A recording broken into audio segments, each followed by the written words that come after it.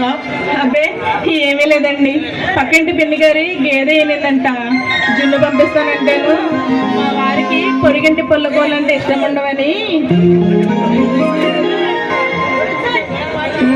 సరేలే కానీ నేను పని మీద బయటికి వెళ్తున్నాను.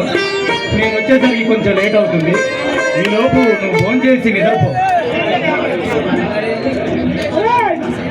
సరే, ప్రసాదం తీసుకోండి. కళ్ళకు కట్టుకోకపోతే పుణ్యం మానేస్తుందా? అది నీ సాదస్తం కాకపోతే. అది కాదండి. ఏది కాదు వాణి, అయినా ఎందుకలా నన్ను చూస్తే భయపడుతున్నావు? అది భయం కాదండి, భక్తి. దేవుడంటే మరలా మన మధ్యకి దేవుని తీసుకురాకు వాణి. జీవితం ఒక అందమైన కళ ఉండాలి.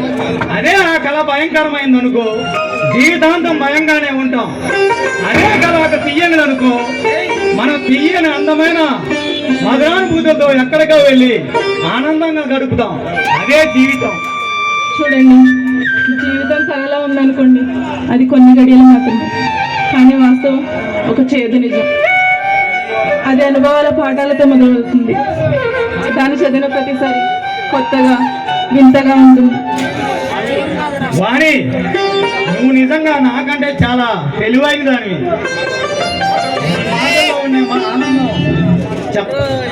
చాలా గొప్పది. వాళ్ళ రియల్లీ గ్రేట్ వాణి.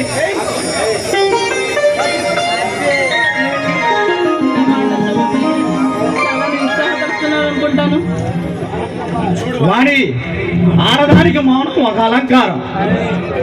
అయినా నేను నిన్ను ఎన్నిసార్లు కోప్పడ్డా, నన్ను నా మనసును అర్థం చేసుకున్నా అనురాగమూర్తి నువ్వే.